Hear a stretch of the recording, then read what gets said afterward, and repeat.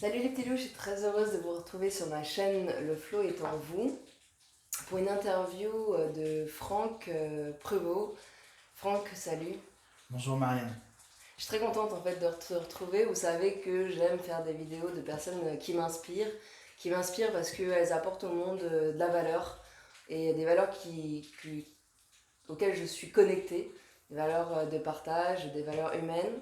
Et Franck est une de ces personnes voilà, qui, pour moi, sont voilà, des exemples, une personne qui contribue à améliorer, on va dire, l'humanité parce que elles sont alignées avec ce qu'elles disent, ce qu'elles font, ce qu'elles pensent. Et pour moi, c'est une des meilleures inspirations. Alors, toi, tu as créé ton entreprise il y a quand même quelques années, Sensitive Ways. Est-ce que tu peux nous en parler?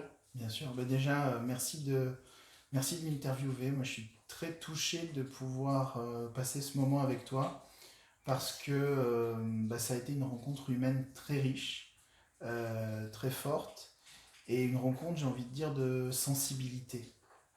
Et pour moi, la sensibilité, je le mesure aujourd'hui, est un guide puissant de ce que j'entreprends, de l'action. Et voilà, c'est pas par hasard qu'on est ensemble aujourd'hui.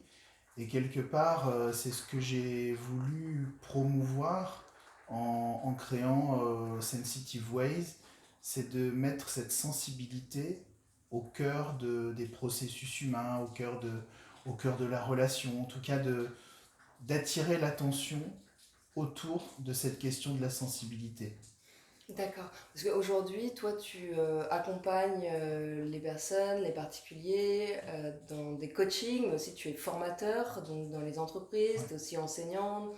Tu peux nous dire un peu ton parcours en quelques mots? En fait, mon parcours, à l'origine, c'est un parcours de formation en management et en parallèle de formation au théâtre comme comédien. Et ce qui m'a toujours interpellé et intéressé plus que tout, c'est la relation. C'est d'échanger, de découvrir, de rencontrer, de partager avec d'autres. Et j'ai mis cette passion de la relation en lien avec finalement mes formations, ce que je savais faire pour essayer d'apporter dans des entreprises, dans des centres de formation, dans des animations événementielles ou simplement auprès des personnes que j'accompagne, un regard autour de comment on peut aller chercher ses talents, souvent ces talents même cachés, et un regard aussi autour de comment on peut améliorer la richesse de nos relations. Parce que c'est probablement pour moi le moteur à la fois du plaisir individuel, du bonheur, et puis finalement de ce qu'on pourrait appeler la réussite collective. Pour moi, c'est avant tout de la coopération. Mhm. Et du coup, pourquoi Sensitive Ways? Pourquoi avoir choisi ce nom? Alors Sensitive Ways, hein, si on traduit, c'est les chemins du sensible, et Ouais. c'est cette idée que c'est par la sensibilité qu'on arrive à mieux interagir avec son environnement. Alors qu'est-ce que j'appelle Oui, sensibilité? ouais, c'est ce que j'allais te C'est poser comme question. pas, c'est pas ce qu'on pourrait dire quand on regarde un film qui nous met la larme à l'œil, hein. Ouais, ouais. C'est pas la sensibilité de la comédie romantique, quoique parfois. Mais c'est vraiment un processus à plusieurs niveaux. D'abord, c'est la sensorialité. D'abord, c'est réinvestir ses sens. On se rend compte dans notre société qu'on sait beaucoup, et en particulier les personnes qui interviennent dans des emplois tertiaires, dans des métiers intellectuels, on s'est beaucoup coupé de nos sensations, de nos Mm, sens. ouais, ouais. Et que pourtant, notre outil premier d'interaction avec notre environnement, c'est notre corps, donc nos sens, tous nos sens. Et on découvre le monde à travers ce qu'on touche, ce qu'on voit, ce qu'on sent, ce qu'on goûte. Alors évidemment, pour moi, les Ouais, sens, c'est un sujet oui, qui n'est pas anodin. ouais. Étant non-voyant de naissance, j'ai été amené très tôt à me poser la question de mes autres sens. Donc investir tous mes sens pour compenser ce que je ne pouvais pas voir. Ouais. Finalement, cet invisible que j'avais autour de moi, et qui pourtant est sensible, pourquoi? Parce qu'il y a plein d'autres informations qui nous permettent de sentir cet invisible. Cet invisible qui est autour de moi, comment je pouvais moi le capter n'ayant pas les codes de l'image, les codes du visuel, comment je pouvais communiquer avec ce monde visuel. Ouais, c'est ça. Et, Et ouais, ouais, quelque part, tu vois, c'est cette idée de réinvestir la puissance de nos sens. C'est-à-dire que je crois vraiment que on sous-utilise énormément nos sens dans la vie quotidienne, ouais, voire pas du tout les utiliser en voilà, fait. mais Ouais. encore plus fortement dans la vie professionnelle. Ouais. Puis c'est surtout ouais, cette revenir aux sensations de son corps. C'est vrai que je m'aperçois qu'on est nombreux finalement à être déconnectés de son corps en fait.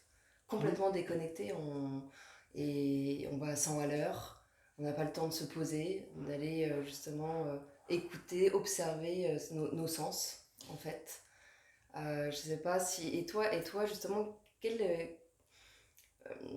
comment justement t'as pu développer encore plus les autres sens finalement alors d'abord c'est la contrainte qui te donne ça.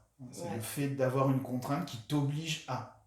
Et en même temps, le processus en réalité il est assez simple. ouais. C'est tout simplement un processus d'attention. Être attentif aux informations qu'on capte. La plupart du temps, les informations, elles sont là. La Mmh, plupart du temps, les sens, ils captent des informations. Mais c'est notre cerveau qui filtre tout ça et qui va simplifier notre compréhension, notre vision du réel.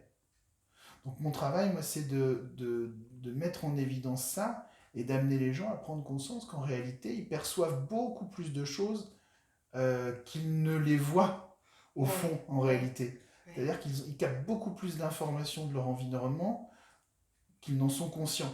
ouais, c'est ça. Et donc, c'est réinvestir cette capacité d'attention. Alors, on a des outils pour ça. Hein. Moi, dans mes formations, je mets en place tout un ensemble d'exercices, d'expériences à vivre pour prendre conscience que on est beaucoup plus alerté qu'on ne le croit par nos sens. Et donc, apprendre à, un, se reconcentrer, développer cette attention, deux, l'exercer, et trois, l'exercer de plus en plus consciemment Mmh. pour que ensuite eh ben, cette information, on la capte de plus en plus finement, de plus en plus globalement aussi. Et une fois qu'on a capté un maximum d'informations, alors on peut passer à une phase d'interprétation, d'analyse, qui nous permet d'en tirer du sens, qui nous permet de trouver le bon canal pour réagir, qui nous permet d'exprimer nos talents ensuite dans la relation. En tout cas, finalement, c'est quelque part retrouver le sens de la découverte de son environnement, de la découverte de l'autre, pour entrer dans son univers, s'approprier les codes et ensuite pouvoir se mettre en relation avec cet univers. C'est un travail d'explorateur. Ouais, c'est ça, c'est vraiment un travail d'explorateur, d'observateur. Et est-ce que, quand on parle d'intuition, est-ce que justement on pourrait pas dire finalement, en se rapprochant de ce monde sensitive, hein, de sensorialité, finalement on va du coup développer notre intuition de plus en plus en fait. Alors très certainement, et j'ai envie de dire même la bonne intuition. Ouais, alors Dans, c'est quoi la dans bonne la intuition? bonne Parce que c'est intuition, vrai qu'on entend beaucoup parler de c'est l'intuition. celle qui nous guide vers la bonne direction. Alors c'est un peu, Ouais.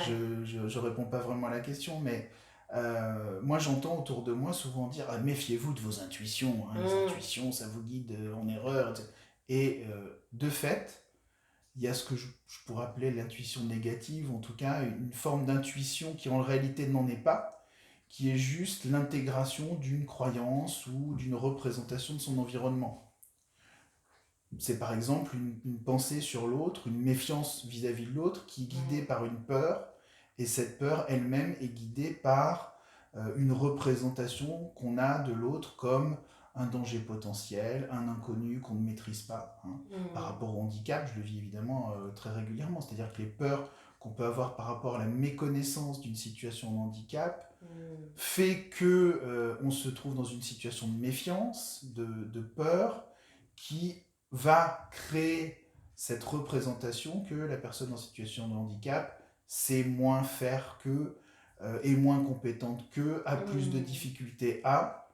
Alors, pris comme ça, on pourrait croire que c'est une intuition, mais c'est pas une intuition, c'est juste, à un moment donné, la cristallisation d'une croyance. Ouais, d'une croyance limitante. Absolument. Ouais, Alors que l'intuition, plus profondément, c'est euh, la, l'appréhension plus ou moins consciente. Je dis plus ou moins parce que elle effleure à la conscience, on sent que, mais d'une situation qu'on a compris. Mais en réalité, cette intuition, elle se base sur tout un ensemble de signaux qu'on a perçus, qu'on a interprétés, mais qui ne sont pas conscients.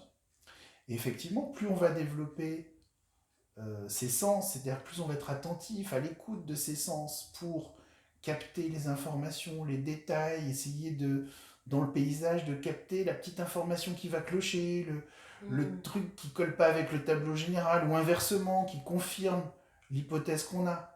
Plus on va être là-dedans, plus petit à petit, ces sens vont nous rendre conscients des détails qu'on capte dans son environnement. Et plus on va être conscient de ces détails, plus l'intuition, elle va effleurer de manière forte à la conscience, et puis pour finir par être consciente. En réalité, l'intuition, c'est, pour moi en tout cas, le fait d'avoir senti quelque chose et de ne pas pouvoir complètement l'expliquer.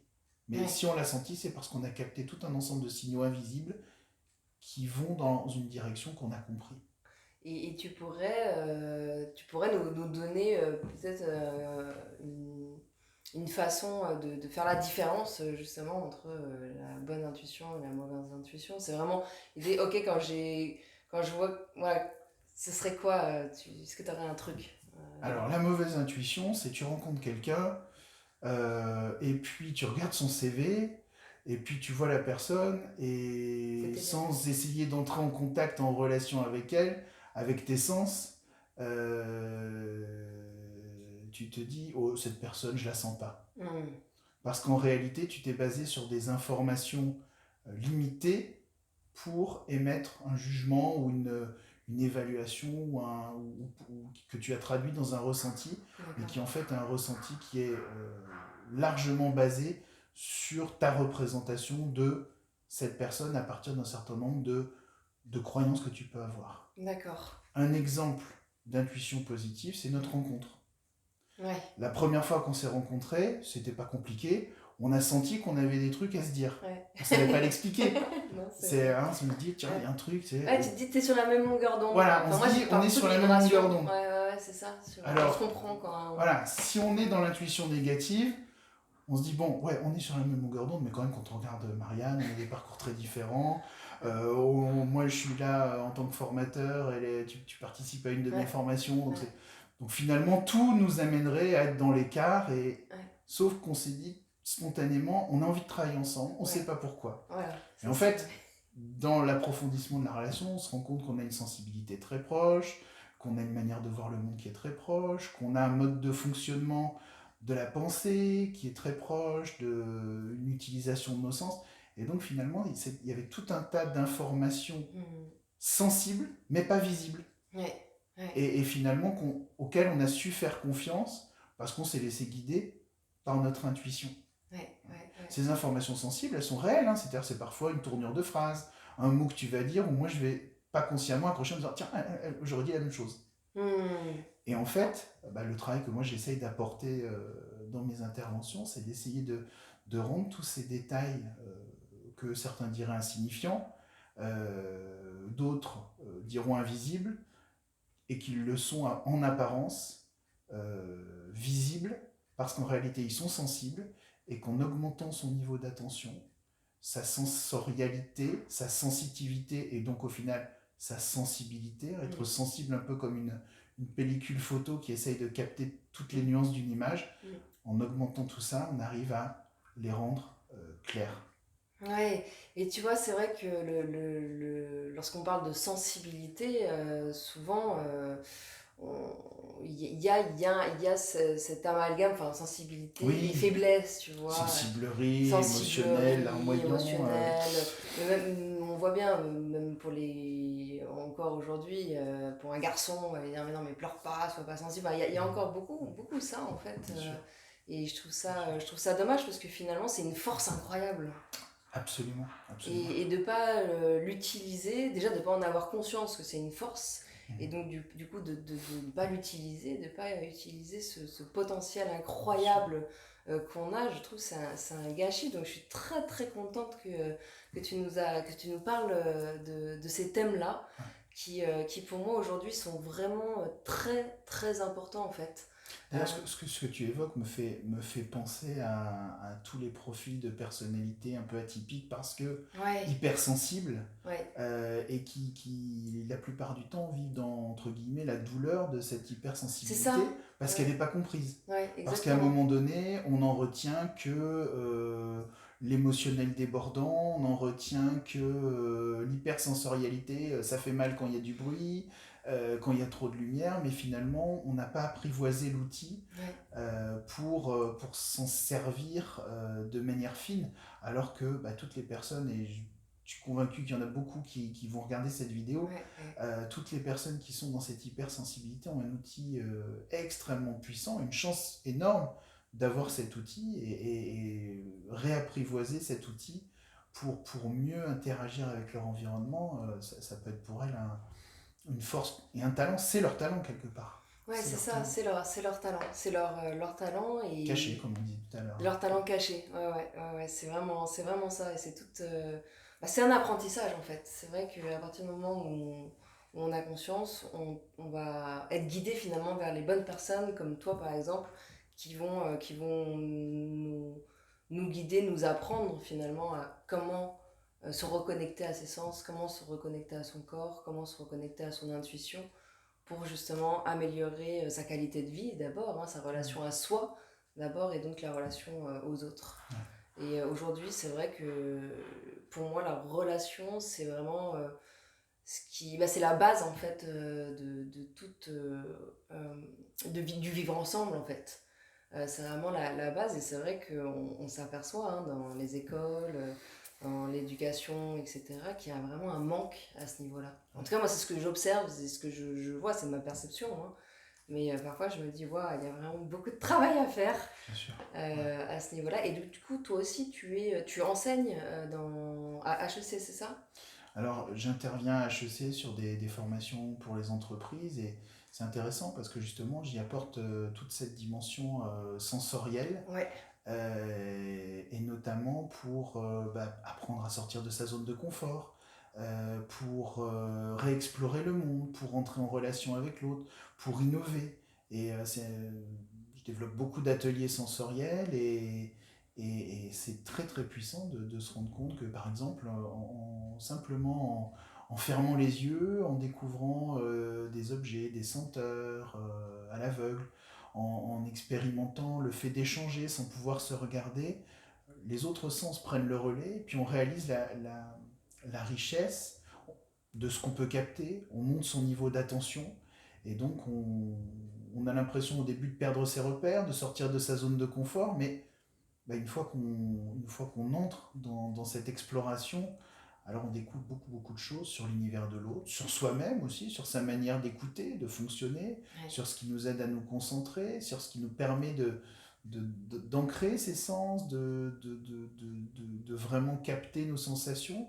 Il y a même parfois des réactions très émotionnelles qui peuvent, parce que les gens prennent conscience de un monde oublié. Mmh. Alors j'interviens aussi dans des universités, dans des formations, notamment dans des masters RH, Ouais. sur des team building. Et ce qui est passionnant, c'est de voir comment finalement, euh, en donnant cette dimension à des jeunes étudiants qui vont développer derrière leur vie professionnelle, on leur permet d'avoir un outil pour appréhender peut-être un peu autrement les choses.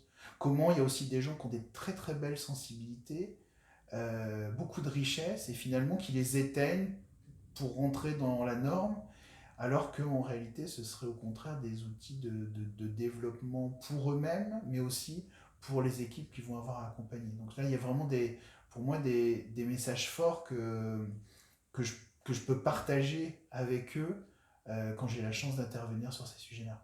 Ouais, c'est excellent. Et les retours des étudiants en général, c'est. Alors évidemment, il y a des gens qui sont pas encore là-dedans, donc on sème une petite graine et puis il faudra qu'on Ouais, se revoie 15-20 ans après pour voir ce que ça a donné. c'est souvent ça. Hum, parce que quand on est jeune, quand on a 20 ans, 25 ans, on fonctionne à l'énergie, hein. Ouais, Je forme souvent des jeunes commerciaux sur les thématiques de l'écoute. ouais, Un jeune commercial à 20-25 ans, lui, ce qu'il a envie, c'est de faire des ventes et donc lui, il va jouer sur la quantité. Sauf que je leur dis toujours, bah, quand vous en aurez 35-40, il faudra qu'autre chose prenne le relais. Et ouais, ce sera la sensibilité. Et ouais. puis il y en a d'autres qui accrochent, qui prennent aussi conscience de leur propre mode de fonctionnement et donc qui se réapproprient aussi, finalement, qui osent aussi affirmer cette dimension-là. C'est-à-dire que c'est des gros mots, hein, on pourrait dire dans les Mmh, entreprises encore ces choses-là, mais mmh.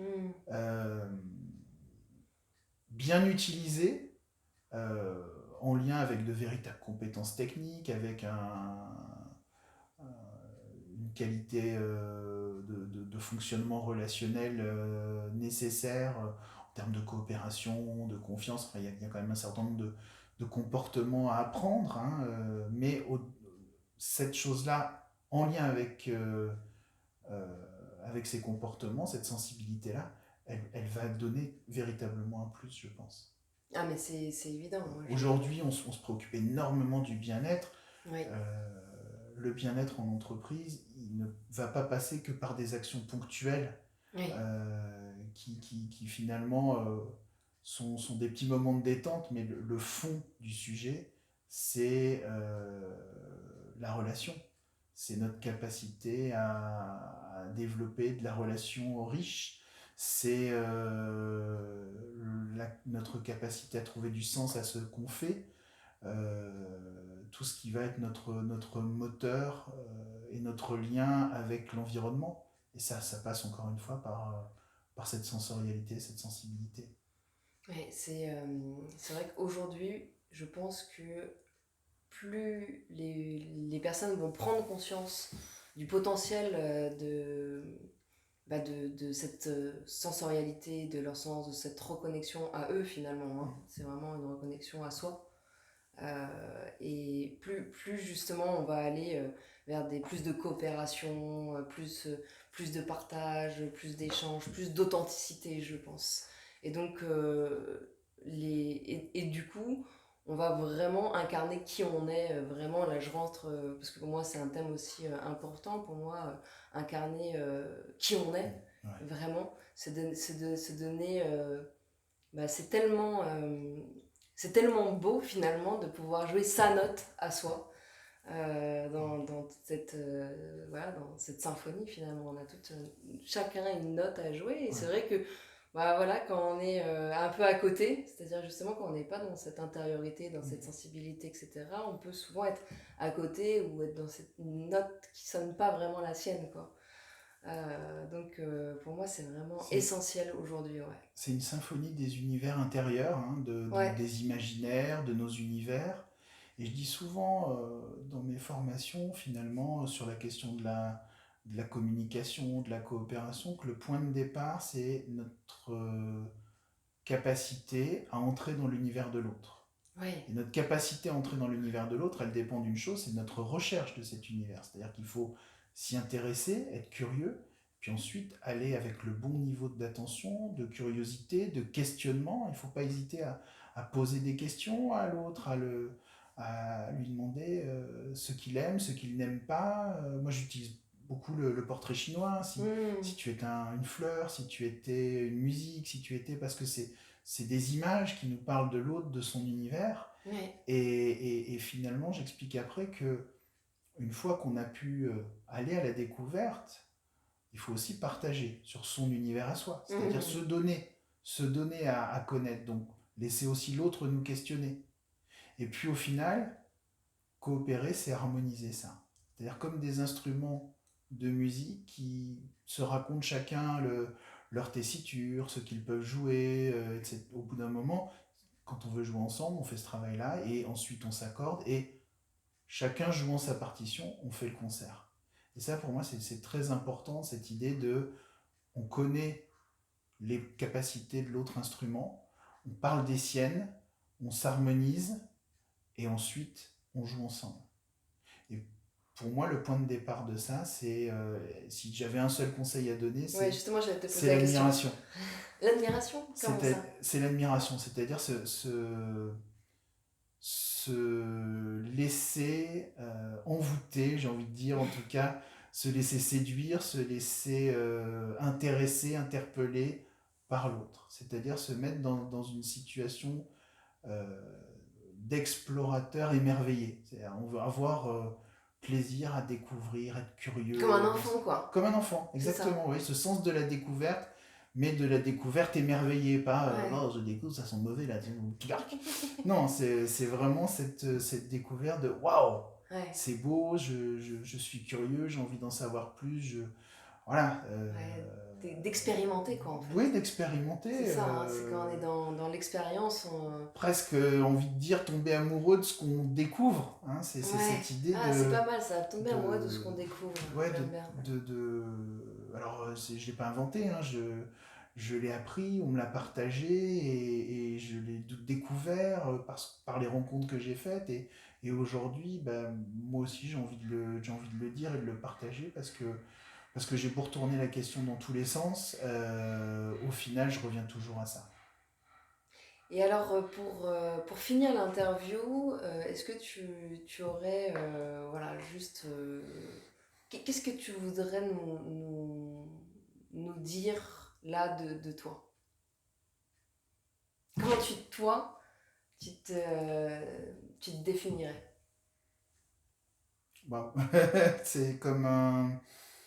Par exemple, si on utilise le portrait chinois, voilà, si t'étais une fleur, comme tu disais tout à l'heure, tu serais laquelle? Là, j'aurais envie d'être une fleur très fragile et en même temps très ouverte, c'est-à-dire une marguerite mais volante. Tu vois, c'est-à-dire une fleur colorée, lumineuse, mais en même Ouais. temps qui se laisse porter par le vent, parce que juste en restant accroché à sa tige, enfin voilà, l'objectif, c'est pas de montrer sa beauté, c'est d'aller à la rencontre de l'autre et puis de partager. Donc, je serai un papillon, tu vois, là tout de suite, parce que D'accord, ok, ouais. j'aurais envie d'aller me mesurer aux belles choses autour de moi. Et c'est vrai que, en tout cas, en ce moment, je suis vraiment dans cette phase où j'ai envie d'explorer, de découvrir, de me laisser surprendre, bah, tout en ayant à côté, évidemment, des activités plus formelles, plus en dur, comme on peut dire, Hmm, mais j'ai vraiment envie aussi de mêler les deux, c'est-à-dire de pouvoir faire le lien entre des choses plus techniques, ouais. des approches comportementales classiques autour du management, et en même temps pouvoir à un moment donné amener cet éclairage-là, finalement, cette autre dimension, cet autre calque, on pourrait dire, qui va vous permettre de visualiser les choses autrement, d'en éclairer d'autres dimensions. Et évidemment, comme on est des êtres complexes, on n'est pas sur une seule dimension.